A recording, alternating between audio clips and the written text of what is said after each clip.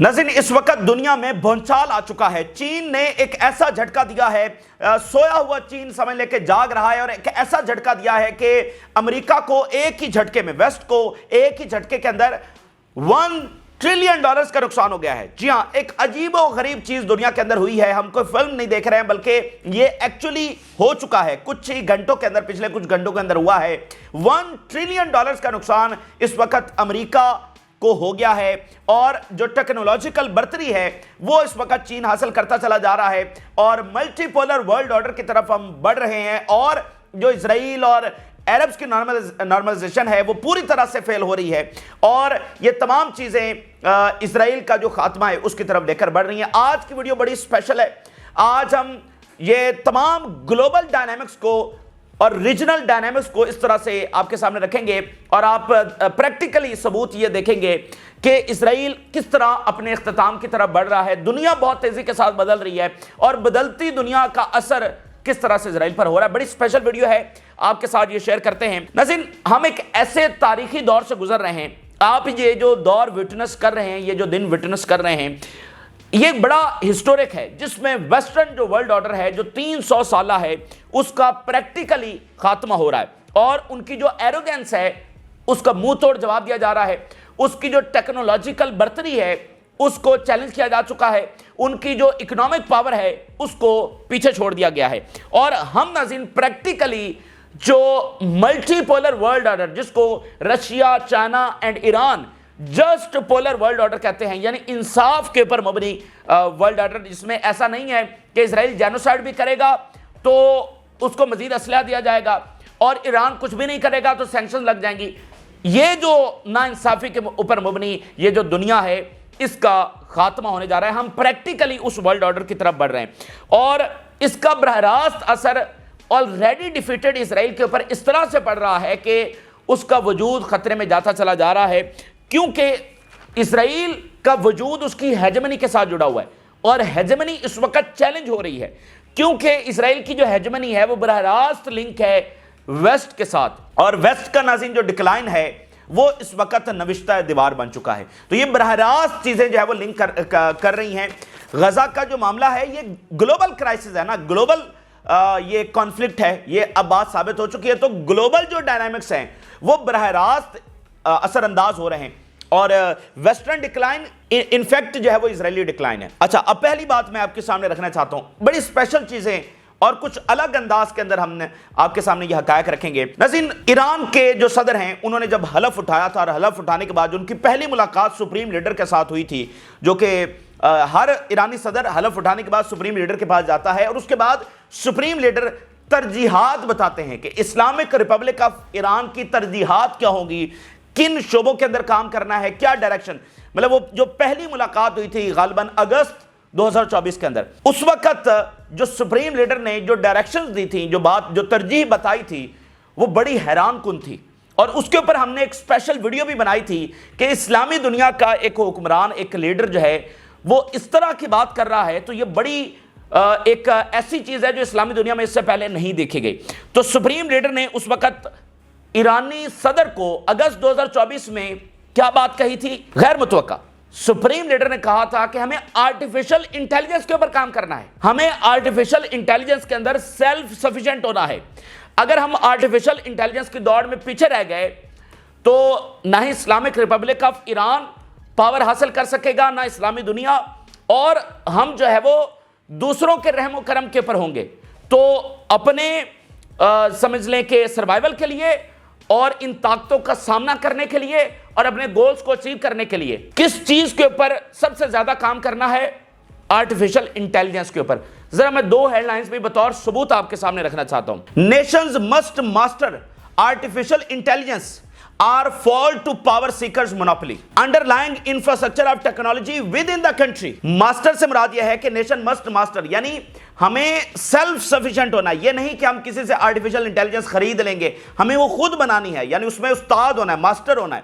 And अगर हम नहीं हुए, अगर हमने आर्टिफिशियल इंटेलिजेंस की दौड़ में पीछे रह गए तो क्या होगा, हमारा नतीजा क्या निकलेगा, हमारा इख्तिताम क्या होगा, will fall to the power seekers monopoly, कि वो ये जो सारी ताकतें हैं हम इनके गुलाम बनकर रह जाएंगे। वो इसराइल और वेस्टर्न वर्ल्ड की जो है वो बात कर रहे हैं। और फिर वो कहते हैं कि जो इंफ्रास्ट्रक्चर है ये आर्टिफिशियल इंटेलिजेंस की टेक्नोलॉजी का, वो विद इन द कंट्री हम बनाएंगे, ये नहीं कि हम किसी से उधार लेंगे। And Syed खामनाई urges new government to leverage national resources and advancement in military and scientific fields। ये अगस्त 2024 की बात कर रहे हैं। अब इस बात को ज़हन में रखिएगा, आर्टिफिशियल इंटेलिजेंस की बात ईरान में हो रही है और इस अंदाज के अंदर हो रही है कि अगर इसमें पीछे रह गए तो फिर वही अंजाम होगा। जब अब तलवारों से मशीन गन्स का सामना होता है तो फिर क्या अंजाम होगा? मशीन गन्स वाले जीतेंगे। ठीक है, तो ये उन्होंने बात की। अभी पिछले हफ्ते ट्रंप ने क्या किया? ट्रंप ने दुनिया का सबसे बड़ा प्रोजेक्ट जो है वो लॉन्च किया आर्टिफिशियल इंटेलिजेंस के ऊपर, स्टारगेट नामी, जिसके अंदर $500 बिलियन की इन्वेस्टमेंट का ऐलान किया गया। इसके ऊपर हमने एक छोटी सी वीडियो बनाई थी, यानी थोड़ा तज़किरा किया था, लेकिन हमने आपको बताया था कि ये इतना बड़ा प्रोजेक्ट है कि हम आने वाले महीनों में इसके ऊपर बात करते रहेंगे, क्योंकि ये बरह रास्त वर्ल्ड ऑर्डर के साथ लिंक है। अच्छा, $500 बिलियन की उन्होंने इन्वेस्टमेंट का ऐलान किया आर्टिफिशियल इंटेलिजेंस के अंदर। अब नाज़रीन, बात यह है कि अगली दुनिया के ऊपर रूल कौन करेगा, अगली दुनिया के ऊपर राज कौन करेगा, किसकी डोमिनेंस होगी? उसकी होगी जिसके पास आर्टिफिशियल इंटेलिजेंस होगी, और आर्टिफिशियल इंटेलिजेंस के अंदर भी आर्टिफिशियल सुपर इंटेलिजेंस। तो ट्रंप ने यह मंसूबा लॉन्च किया कि दुनिया में कोई उसके करीब भी नहीं भटक सकता, यानी दुनिया में कोई ऐसा मुल्क नहीं है जो इतना बड़ा प्रोजेक्ट आर्टिफिशियल इंटेलिजेंस के ऊपर लॉन्च कर सके। किसी के पास इतनी इन्वेस्टमेंट नहीं है। तो इस प्रोजेक्ट से क्या होना था कि अमेरिका की जो हेजेमनी है वो उसी तरह से आगे बढ़नी थी, और आर्टिफिशियल इंटेलिजेंस के मैदान में भी अमेरिका सबसे आगे होना था ना, क्योंकि इन्वेस्टमेंट्स उनकी हैं, रिसर्च उन्होंने करनी थी। $500 बिलियन ट्रंप ने तमाम बिलियनर्स को और अमेरिका के जो टेक जायंट्स हैं उनको साथ मिलाया। कुछ अमेरिका के जो इत्तेहादी ममालिक हैं उनकी इसके अंदर इन्वेस्टमेंट शामिल थी, और ट्रंप ने एक अनाउंस किया कि वो आगे दुनिया के ऊपर और रूल करने जा रहे हैं। लेकिन नाज़रीन, आज क्या हुआ है? आज नाज़रीन ये हुआ है कि ड्रैगन की एंट्री हुई है, और ड्रैगन ने एक झटके के अंदर, लिटरली एक झटके के अंदर $500 बिलियन को उठा के बाहर फेंका है। पूरे मगरिब को इस वक्त चाइना ने, यानी ड्रैगन ने हिला दिया है, और चाइना ने यह बताया है कि train has already left, train already छूट चुकी है, बहुत सा पानी पुलों के नीचे से गुजर चुका है, और जो वेस्टर्न डोमिनेंस है उसका बकायदा खात्मा होने की तरफ मामलात बढ़ रहे हैं। नाज़रीन, चाइना ने आर्टिफिशियल इंटेलिजेंस के ऊपर एक ऐप लॉन्च कर दी है DeepSeek के नाम से, और उस एक ऐप के लॉन्च की वजह से अमेरिका और उसके साथ मुंसलिक कंपनीज ने $1 ट्रिलियन की इन्वेस्टमेंट्स कुछ घंटों के अंदर खो दी। जी हां, कितनी? $1 ट्रिलियन, 1000 बिलियन की हम बात कर रहे हैं। इससे पहले इतना लॉस अमेरिकी कंपनीज को आज से पहले शायद हुआ, यानी चंद घंटों के अंदर चाइना ने ये ऐप लॉन्च की है, चंद घंटों के अंदर $1 ट्रिलियन का लॉस है वो इस वक्त अमेरिका को हो चुका है। यानी वो वर्ल्ड डोमिनेंस की तरफ जा रहे थे, मजीद इन्वेस्टमेंट्स लेकर आ रहे थे, और एक ऐप जो कि चंद मिलियन डॉलर्स की है उसने उड़ा के रख दिया। अब मैं सबूत जो है वो कुछ तफसीली अंदाज में आपके सामने रखने जा रहा हूं, कुछ हेडलाइंस में आपके सामने तफसीली रखने जा रहा हूं। DeepSeek नामी ये ऐप चाइना ने लॉन्च किया है। आगे चलकर हम इसको लिंक करेंगे कि इसका मामला इजराइल की डिफीट और इजराइल के इख्तिताम के साथ किस तरह है। DeepSeek disrupts global tech markets, challenge US artificial intelligence dominance. क्या है? डायरेक्टली एक ऐप ने अमेरिकी जो आर्टिफिशियल इंटेलिजेंस डोमिनेंस है उसको चैलेंज कर दिया है। लॉसेज ऑफ, ब्लूमबर्ग की खबर आपके सामने रख रहे हैं, losses of more than $1 trillion in the US technological sector market due to the Chinese application DeepSeek। Bloomberg की खबर आपके सामने रख रहे हैं, $1 ट्रिलियन का नुकसान हो गया। Despite US trade restrictions limiting China's access to the cutting edge chips. China के ऊपर सैंक्शंस भी हैं, और जो एडवांस जो चिप्स बन रही हैं उस तक चाइना की रसाई भी नहीं करवाई जा रही, लिमिट रखा हुआ है। उसके बावजूद चाइना अमेरिका से भी आगे निकल गया है।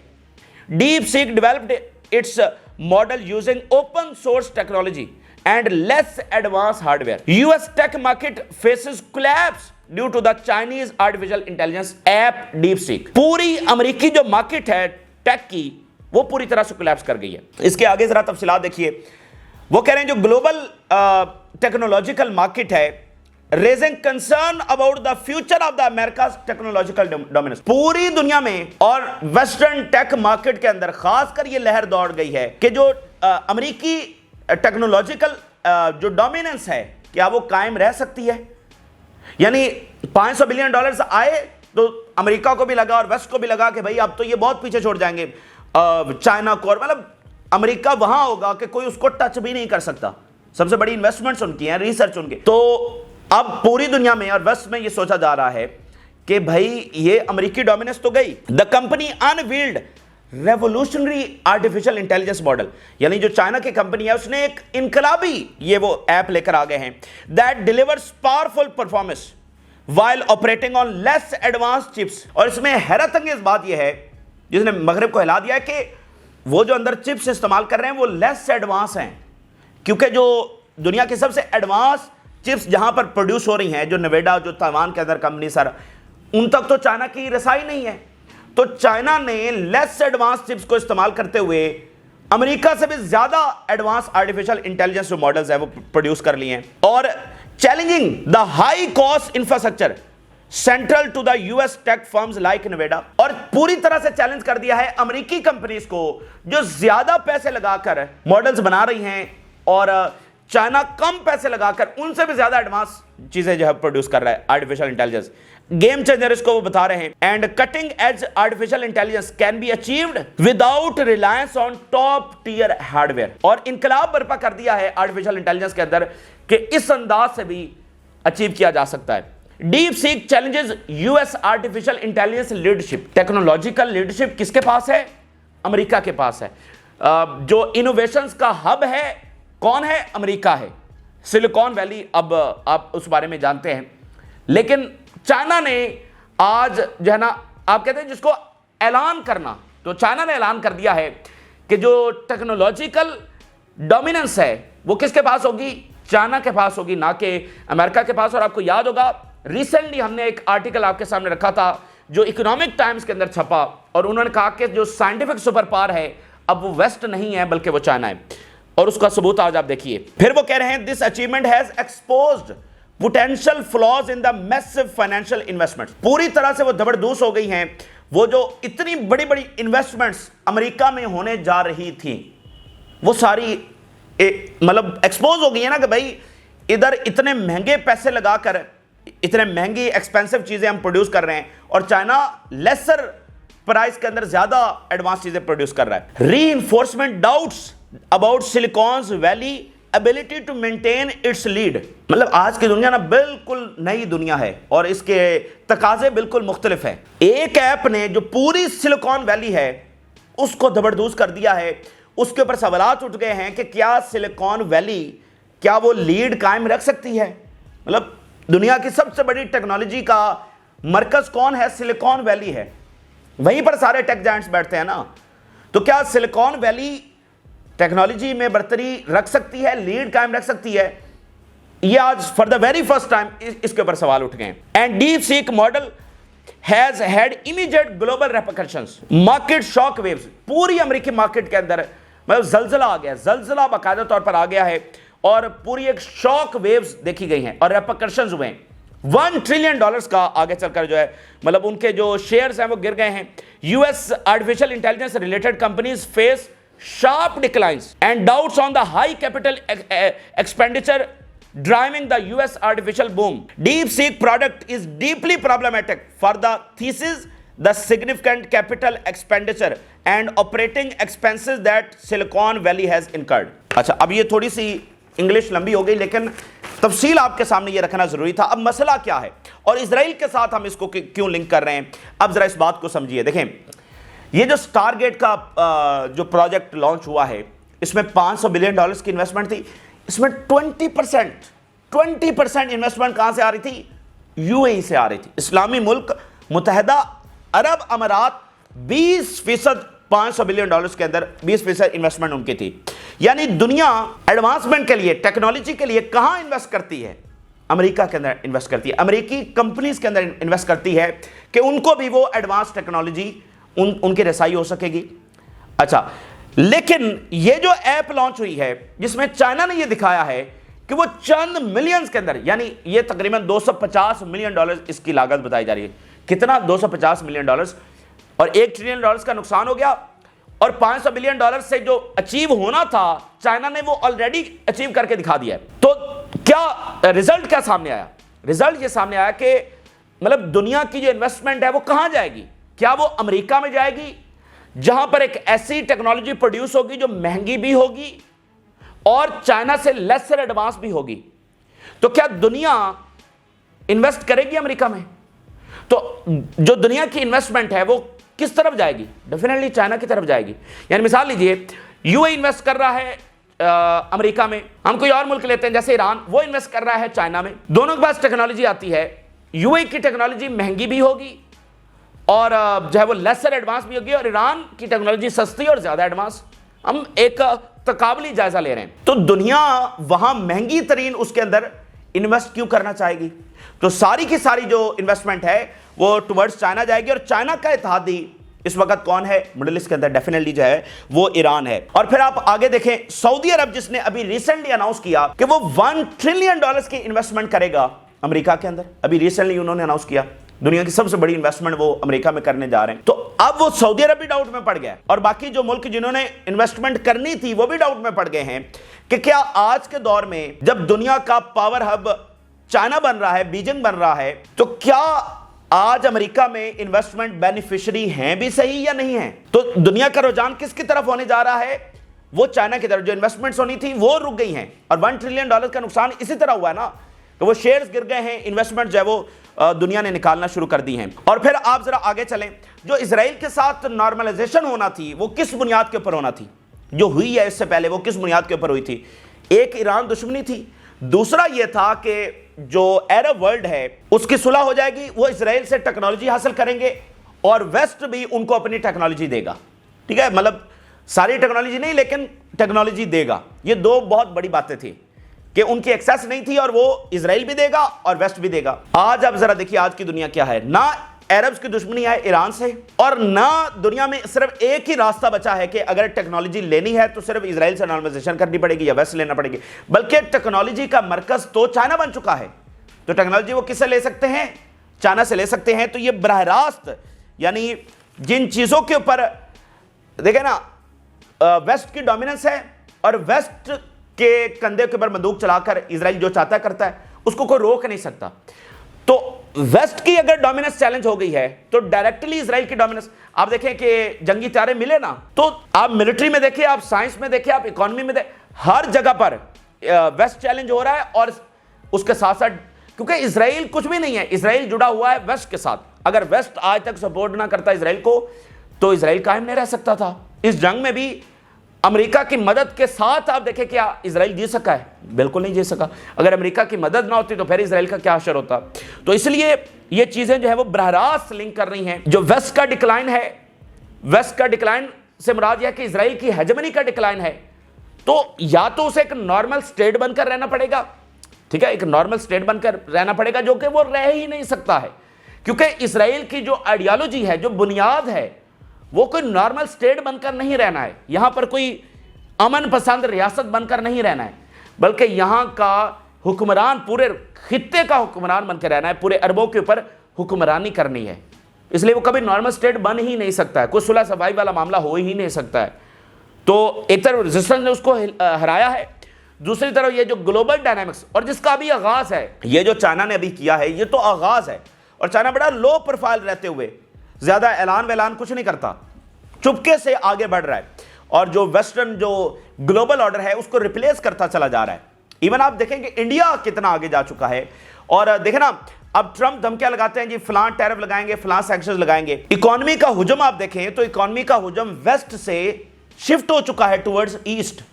आज G7 की जो जीडीपी है उससे ज्यादा जीडीपी है ब्रिक्स की। तो सैंक्शन कुछ भी नहीं है, ये ममालिक आपस में ट्रेड करेंगे। इवन अमेरिका को कोई मार्केट नहीं मिलेगी जितना वो सबके ऊपर सैंक्शंस वगैरह लगा रहे हैं। तो आज की दुनिया बिल्कुल नई दुनिया है और उसमें कोई स्पेस नहीं है इजराइल की और नेतन्याहू की जंगों के लिए। और एक और फैक्टर इसमें आप देखिए कि जब अमेरिका को इतने बड़े चैलेंजेस का सामना है, यानी आप देखें ना इस वक्त अमेरिका हिल गया पूरी तरह से, वो इतनी बड़ी बड़ी इन्वेस्टमेंट्स कर रहे हैं और चाइना ने जनाब एक ऐप से हिला के रख दिया है। तो अमेरिका के सामने इतने बड़े चैलेंजेस हैं, तो क्या वो जंगों के ऊपर फोकस करेंगे, इस नेतन्याहू की जंगों के ऊपर फोकस करेंगे? बल्कि अब तो उनके अपने सर्वाइवल का मसला आ गया ना। और ये जो चाइना ने इतनी तरक्की की है वो इसी वजह से की है कि अमेरिका इराक और अफगानिस्तान इधर उधर उलझा हुआ था।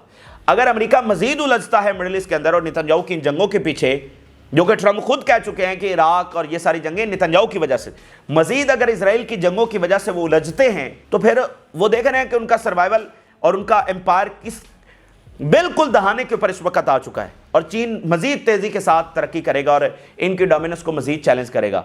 तो एक तरफ उनके सामने यह चैलेंज है, अपने पूरे रिसोर्सेज, अपनी पूरी तवज्जो चाइना के ऊपर लगानी है। और अब वो बिलियंस ऑफ डॉलर जो है वो इसराइल को इस तरह से नहीं दे सकते हैं। अगर वो देते हैं तो वो खुद मतलब उनकी इकॉनमी डिक्लाइन की तरफ है, उनकी ये जो सारी डोमिनेंस है वो डिक्लाइन की तरफ है। तो ये माजी नहीं है कि जनाब वो billions and billions of dollars जो है वो देते रहेंगे। आज चाइना एक बड़ी ताकत और ब्रिक्स बड़ी ताकत के तौर पर उनके सामने मौजूद है।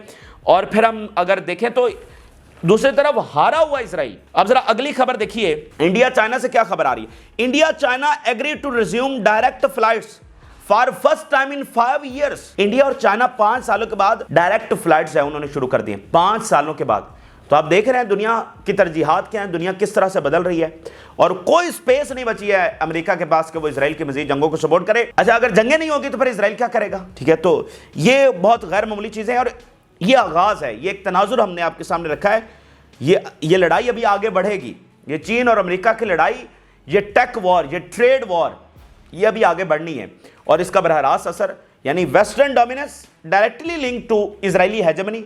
और इजराइल का काम खड़ा है, इजरायली हेजेमनी गई तो इजराइल गया, और वो चैलेंज हो रही है, हो चुकी है।